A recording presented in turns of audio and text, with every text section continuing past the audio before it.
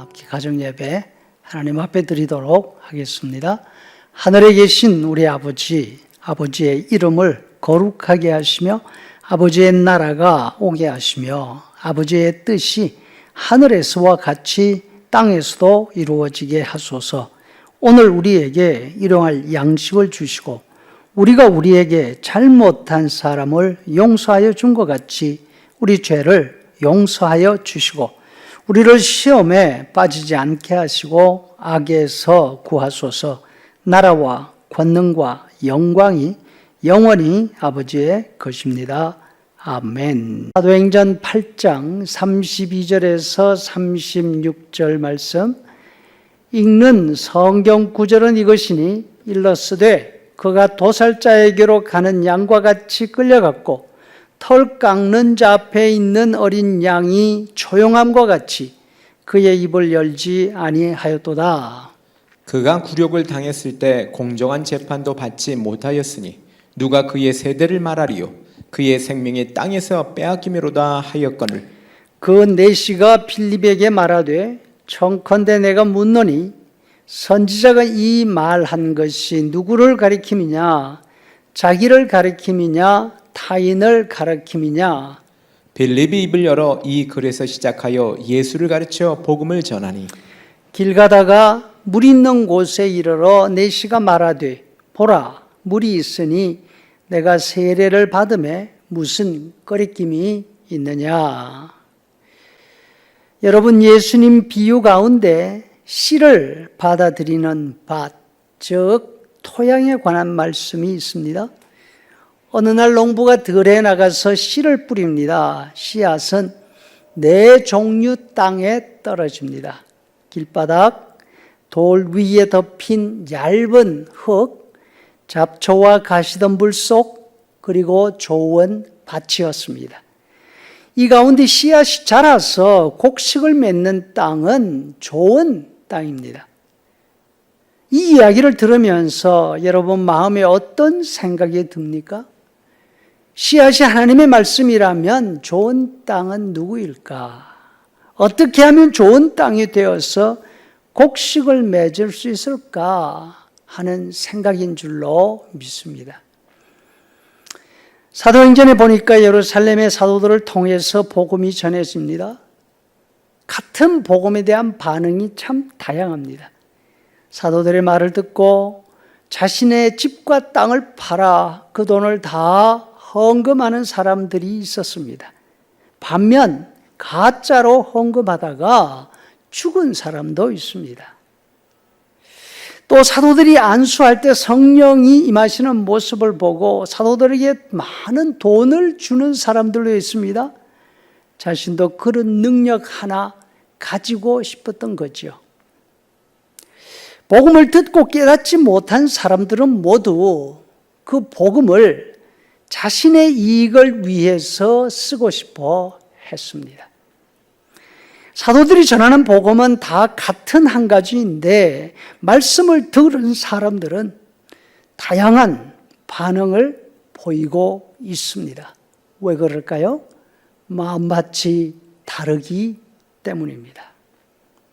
그렇다면 어떤 마음이 이처럼 열매를 맺는 땅일까요? 한 가지 예를 오늘 본문에서 찾아볼 수 있습니다. 예루살렘 교회에 처음으로 안수받은 7사람의 일꾼이 있었습니다. 그 가운데 스데반은 말씀을 전하다가 예루살렘 성문 밖에서 돌에 맞아 죽습니다. 스데반과 함께 안수받은 7 일꾼 가운데 한 사람 빌립은 핍박을 피해서 사마리아로 갑니다. 그곳에서 복음을 전합니다. 많은 사람들이 예수를 믿게 되었습니다. 그러던 중에 하나님의 사자로부터 지시를 받습니다. 남쪽 가사로 내려가는 길로 가라. 빌립은 알고 있었습니다. 그곳은 사람이 살지 않는 광야 지대였습니다. 그곳에서 마차를 타고 가는 한 사람을 만났습니다. 애굽 남쪽에 있는 이디오피아 재무장관이었습니다. 이방인이었지만 하나님을 잘 믿는 사람이었습니다. 예루살렘까지 와서 예배하고 돌아가는 길에 있었습니다. 예루살렘에 있는 유대인들은 복음의 말씀을 들었지만 마음이 찔려서 스데반을 죽였습니다. 반면 이 아프리카 사람은 복음을 듣습니다. 그 자리에서 세례를 받습니다. 이 둘 사이에 어떤 차이가 있을까요? 성령의 지시를 받은 빌립이 마차 가까이로 갑니다.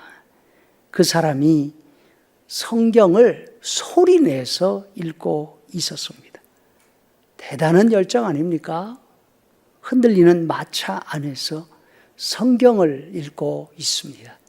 그 내용은 이사야서 53장 7절 8절 말씀으로 한 사람의 억울한 사정을 기록한 내용입니다.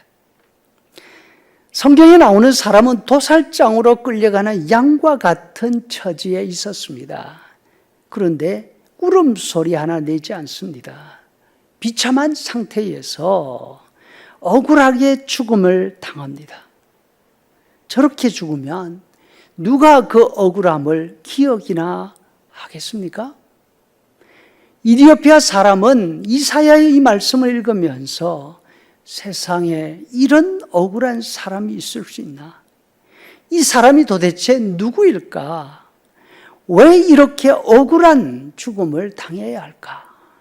안타까워서 궁금증을 떨칠 수가 없었습니다. 너무나 궁금하지만 어디 물어볼 데가 없습니다. 마침 빌립이 다가와서 말합니다. 당신이 읽고 있는 그 내용 무슨 뜻인지 이해할 수 있습니까? 도대체 누구 이야기입니까? 이 억울한 사람이 이사야 자신입니까? 아니면 다른 사람입니까? 이디오피아 사람은 성경에서 만난 이 낯선 사람의 억울함을 그냥 지나칠 수가 없었습니다. 이 사람은 한 나라의 재무장관입니다. 여왕의 절대적인 신임을 받고 있는 사람입니다. 억울함이나 고난과는 거리가 먼 사람입니다.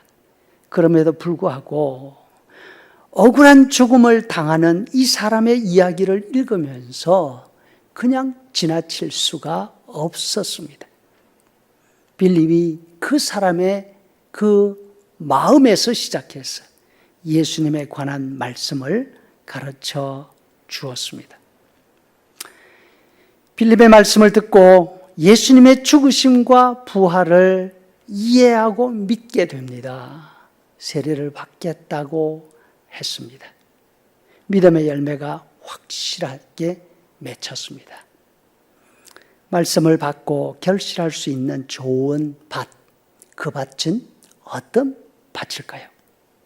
바로 다른 사람의 억울한 고통을 그냥 지나치지 못하는 그런 마음입니다. 이 마음은 다른 사람의 고통을 보면서 비판하지 않습니다. 고통당한다고 멸시하지 않습니다. 같이 아파합니다. 이 사람은 왜 이런 일을 당해야 할까? 얼마나 아프고 힘이 들까? 여러분, 이것이 우리 주님이 우리 안에서 찾으시는 좋은 땅, 좋은 마음인 줄로 믿습니다. 남의 억울함을 보고 함께 아파하는 마음이 있으면 우리는 하나님의 마음을 이해할 수 있습니다. 우리를 보시고 안타까워하시는 하나님의 마음을 알고 감사할 수 있게 되는 것입니다. 하나님은 바로 그 마음을 통해서 열매가 맺히게 하시는 것입니다. 마태복음 9장 13절 말씀, 너희는 가서 내가 긍휼을 원하고 제사를 원하지 아니하노라 하신 뜻이 무엇인지 배우라.